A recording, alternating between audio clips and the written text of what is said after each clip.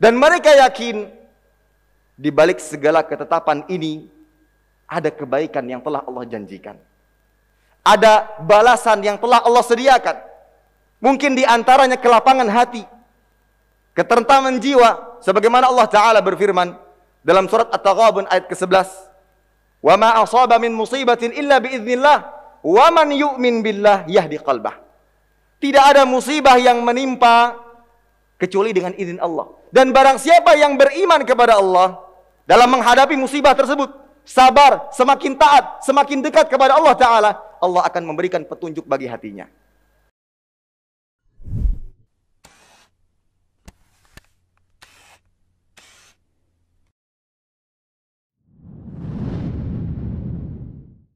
Innal hamdalillah nahmaduhu wa nasta'inuhu wa nastaghfiruhu wa nastahdihi wa natubu ilaih. Wa na'udzu billahi min shururi anfusina wa sayyiati a'malina. Man yahdihillahu fala mudilla lahu wa man yudlilhu fala hadiya lahu.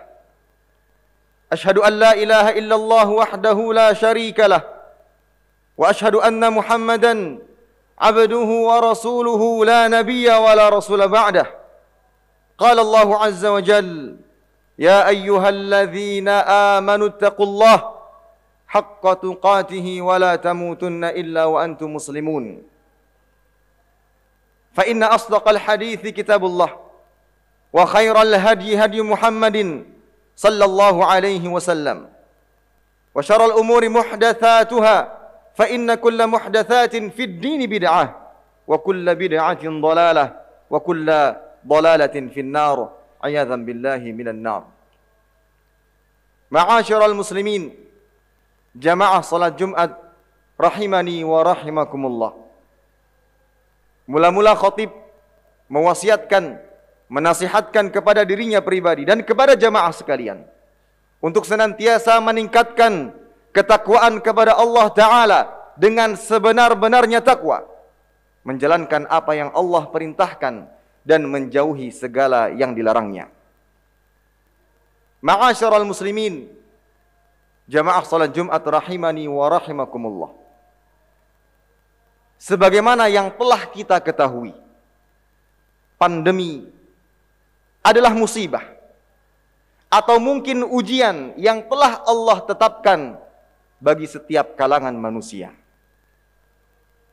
Yang mana musibah ini pastilah memberikan dampak dan pengaruh bagi kehidupan manusia, baik kehidupan rumah tangga, kehidupan masyarakat, bahkan kehidupan dalam sebuah negara.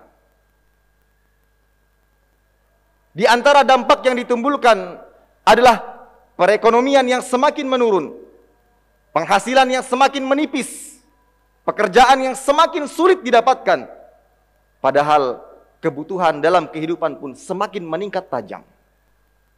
Akan tetapi ikhwatal iman, tahukah kita dampak yang jauh lebih buruk yang ditimbulkan daripada kekurangan penghasilan dan harta? Dampak yang lebih buruk adalah tatkala iman yang ada pada diri hamba-hamba Allah semakin melemah. Ketakwaan yang ada pada dirinya berkurang. Semakin jauh dari Allah Ta'ala, semakin malas dalam beribadah kepada Allah Ta'ala. Padahal sepatutnya orang-orang yang beriman tatkala berhadapan dengan musibah, menjumpai musibah, seharusnya ia menambah keimanannya kepada Allah Ta'ala, mempertebal ketakwaannya kepada Allah Ta'ala. Karena bisa jadi musibah yang kita dapati saat ini disebabkan karena perbuatan maksiat dan dosa. Sebagaimana Allah Ta'ala berfirman dalam surat Asy-Syura ayat 30, "Wa ma asabakum min musibatin fabima kasabat aydikum." Dan adalah musibah yang menimpa kalian kecuali disebabkan oleh tangan-tangan kalian, perbuatan-perbuatan maksiat dan dosa yang kalian lakukan. Syekh Abdurrahman As-Sa'di rahimahullah ta'ala menjelaskan, yukhbiru ta'ala annahu ma asabal ibad min musibatin fi abdanihim wa amwalihim wa auladihim wa fima yuhibbun wa yakunu azizan alaihim illa bisababi ma qaddamathu aydihim minas sayyi'at. Pada ayat di atas Allah Ta'ala mengabarkan bahwa setiap musibah yang menimpa hamba-hamba Allah, baik musibah pada tubuh-tubuh mereka, harta-harta mereka, anak-anak mereka, atau pada apa yang mereka cintai dan mereka merasa berat tentangnya, itu disebabkan karena ulah tangan-tangan mereka yang bermaksiat kepada Allah Ta'ala. Maka dari itu orang-orang yang beriman dengan keimanan yang hakiki, musibah apapun yang datang, bala apapun yang menimpa, tidak akan pernah menjauhkan mereka dari Allah Ta'ala. Tidak akan pernah melemahkan keimanan mereka kepada Allah Ta'ala. Justru mereka semakin dekat kepada Allah Ta'ala. Mereka akan semakin banyak berzikir kepada Allah Ta'ala, beristighfar atas segala perbuatan dosa yang pernah mereka lakukan. Dan mereka yakin di balik segala ketetapan ini ada kebaikan yang telah Allah janjikan. Ada balasan yang telah Allah sediakan. Mungkin di antaranya kelapangan hati, ketenteraman jiwa, sebagaimana Allah Ta'ala berfirman dalam surat At-Taghabun ayat ke-11, "Wa ma asaba min musibatin illa biiznillah, wa man yu'min billah yahdi qalbah." Tidak ada musibah yang menimpa kecuali dengan izin Allah. Dan barang siapa yang beriman kepada Allah dalam menghadapi musibah tersebut, sabar, semakin taat, semakin dekat kepada Allah Ta'ala, Allah akan memberikan petunjuk bagi hatinya. Imam Ibn Katsir rahimahullah mengatakan, "Faman asabathu musibatun," barang siapa yang tertimpa musibah, fa'alima annaha biqada'illahi wa qadarihi, dan dia tahu musibah tersebut merupakan ketetapan dan takdir dari Allah Ta'ala, fasabara wahtasaba wastaslama liqada'illah, kemudian dia sabar, mengharapkan pahala, berserah diri dengan ketetapan Allah, semakin dekat kepada Allah, semakin taat kepada Allah, hadallahu qalbahu, maka Allah Ta'ala akan memberikan petunjuk baginya. Wa awwadahu amma fatahu minad dunya hudan fi qalbihi yaqinan sadiqan, maka Allah Ta'ala akan menggantikan apa yang kehilangan darinya di dunia dengan petunjuk, dengan hidayah. Wa qad yukhlifu alaihi ma kana akhadha minhu aw khairan minhu, bahkan bisa jadi Allah akan menggantikan dengan sesuatu yang jauh lebih baik dari apa yang dia pernah miliki. Inilah sikap orang-orang yang beriman. Tatkala menghadapi segala macam musibah, ujian, dan cobaan, dia justru semakin dekat kepada Allah Ta'ala, semakin taat kepada Allah Ta'ala, memohon ampun kepada Allah Ta'ala atas segala perbuatan dosa. Maka siapapun di antara kita saat ini yang merasakan dampak di balik masa pandemi ini, dengan melemahnya iman, dengan turunnya ketakwaan, maka bertobatlah kepada Allah Ta'ala. Kembali kepada Allah Ta'ala. Semakin taat, dekatkan diri kepada Allah Ta'ala. Mohon ampun kepada Allah Ta'ala. Mudah-mudahan dengan semakin kita taat kepada Allah Ta'ala, Allah Ta'ala akan mengangkat musibah kali ini. Menjaga kesehatan, menjaga protokol kesehatan merupakan salah satu bagian daripada syariat agama. Akan tetapi hal tersebut tidak menghalangi kita untuk semakin dekat kepada Allah Ta'ala. Justru saat inilah kita harus semakin dekat kepada Allah. Allah Maha mampu mengangkat musibah ini seketika. Besok pagi sudah tidak lagi terdengar pasien-pasien COVID-19. Sangat mungkin, sangat bisa bagi Allah Ta'ala. Maka dari itu dekatkan diri kepada Allah Ta'ala dengan ibadah dan ketaatan kepadanya. Ma'asyiral muslimin, jamaah salat Jumat rahimani wa rahimakumullah. Berikut kita akan menyebutkan beberapa langkah, beberapa kiat yang bisa dilakukan hamba untuk semakin dan mengembalikan semangatnya dalam beribadah kepada Allah Ta'ala. Yang pertama, perbaiki niat dan tingkatkan keikhlasan. Sebagaimana yang kita ketahui, ikhlas merupakan tonggak asasi amal perbuatan, dan ia sebab amal ibadahnya bisa diterima oleh Allah Ta'ala. Dan apa yang dimaksud dengan ikhlas? Ikhlas jika dilihat dari sisi kepada siapa ia memperuntukkan ibadah tersebut, maka ikhlas adalah tidak mengharapkan untuk dilihat kecuali Allah. dan tidak mengharapkan ganjaran dan pahala kecuali dari Allah. Dan apabila dilihat dari sisi pengawasan, maka ikhlas adalah selarasnya amal perbuatan hamba, baik tatkala sendiri ataupun di tengah-tengah orang banyak. Orang yang bisa ikhlas dalam amal ibadahnya, maka ia akan semangat dan kembali bersemangat dalam menjalankan segala macam ibadah. Kenapa? Karena yang dia harapkan adalah kekekalan di dalam surga Allah Ta'ala yang telah disediakan segala macam kenikmatan bagi hamba-hambanya yang istiqamah di atas kebenaran. Yang kedua, tingkatkan kualitas ibadah dengan bermutaba'ah. Dan yang dimaksud dengan mutaba'ah adalah tatkala seorang hamba mengerjakan dan menunaikan amal ibadah sesuai dengan apa yang dicontohkan, apa yang diajarkan oleh Nabi Shallallahu Alaihi Wasallam. Sebagaimana ikhlas merupakan syarat diterimanya ibadah, maka mutaba'ah juga termasuk syarat diterimanya ibadah. Dan tatkala seorang hamba memperhatikan kualitas ibadahnya, maka biidznillahi ta'ala ia akan senantiasa beribadah dengan totalitas. Dan di sana akan ada kepuasan yang bisa didapatkan tatkala kita sadar, tatkala kita yakin apa yang kita lakukan saat ini sesuai dengan tuntunan Nabi sallallahu alaihi wasallam. Aqulu qawli hadza wastaghfirullah li wa lakum wa li sairil muslimin wal muslimat min kulli dhanbin wa khati'atin wastaghfiruhu innahu huwal ghafurur rahim.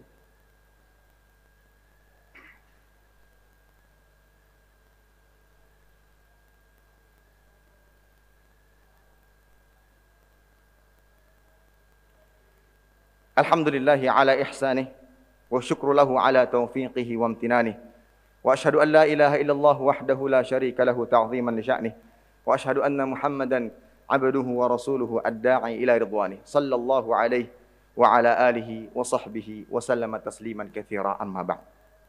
Ma'asyiral muslimin jamaah salat Jumat rahimani wa rahimakumullah.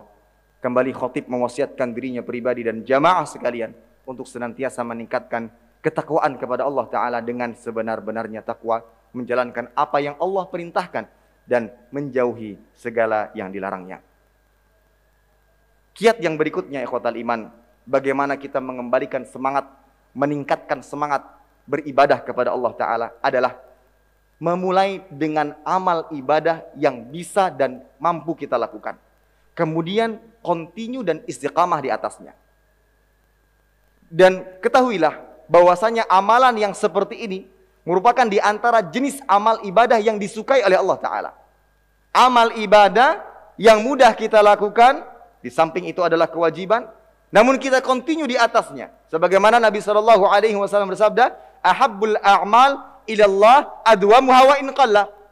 Amal ibadah yang paling dicintai oleh Allah Ta'ala adalah yang terus-menerus dilakukan. Istiqamah dilakukan. Wa in qalla, walaupun itu sedikit. Jangan bebani diri kita dengan banyak amal ibadah yang mana diri kita tidak mampu melakukannya. Mulailah dengan hal yang sederhana, lakukanlah dengan istiqamah. Maka niscaya ini yang akan mendongkrak dan membakar semangat kita untuk senantiasa beribadah kepada Allah Ta'ala. Kiat yang berikutnya ikhwatal iman adalah mengetahui keutamaan amal ibadah tertentu dan ancaman apabila kita meninggalkannya. Sebagai contoh, ibadah salat. Allah Ta'ala atau Rasul Sallallahu Alaihi Wasallam menyebutkan keutamaan di balik salat. Yang mana beliau berpesan kepada Thauban radhiyallahu anhu, alaika bikathratis sujud. Hendaknya engkau memperbanyak sujud, maksudnya adalah salat.